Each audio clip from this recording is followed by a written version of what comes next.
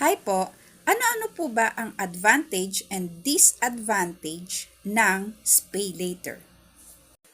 Ang advantage po ng pay later is convenient, no interest charge, and flexible payment option. So, unahin natin si convenient. Dali ka makakapag-purchase, lalo na kapag malakihan ang order mo, o kaya yung medyo mahal, yung medyo pricey.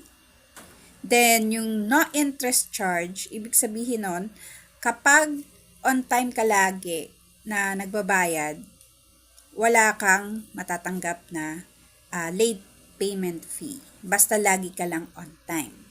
Yung isa, yung flexible payment option, ibig sabihin nun, pwede kang mamili from single payment to monthly installment. Bayad mo, hahatiin yon depende kung anong monthly installment ang pipiliin mo. It's either 3 months, 6 months, o 12 months.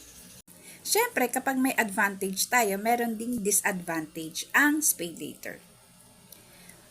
Ang disadvantage ng pay later is potential overspending, late payment fees, at debt trap. So, unahin natin si potential overspending. Siyempre, overwhelmed tayo. Utang Kaya, purchase dito, purchase doon. Mga monthly fees yan, may mga processing fees. Lalo na kapag nalilate ka ng bayad, medyo mataas din ang late payment fees. So, bili dito, bili doon. Kahit hindi kailangan, bumibili ka. Kasi nga, buy now and pay later. So, hindi mo nalalaman, tumataas na pala.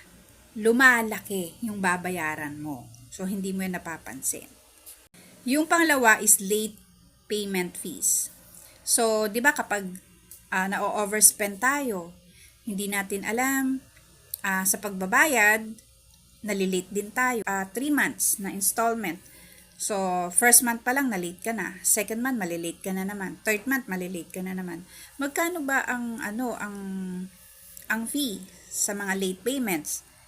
From 2.5% to 5%. So, kapag nalagi kang nalilate, tumataas ang mga charges at interest ng utang mo. Pigil-pigil din tayo ng mga purchase, pigil-pigil din tayo ng mga order.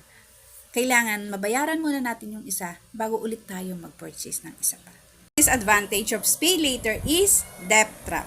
Siyempre, kapag utang, bili dito, bili doon, hindi natin namamalayan, yung utang natin, padagdag ng padagdag, palaki ng palaki. Siyempre, kapag ang utang natin, palaki ng palaki, padagdag ng padagdag, lumalaki din yung babayaran natin. Kung kaya nyo naman i-cash nyo na lang. Para iwas na rin sa mga fees and charges, and iwas din sa stress at sakit ng ulo.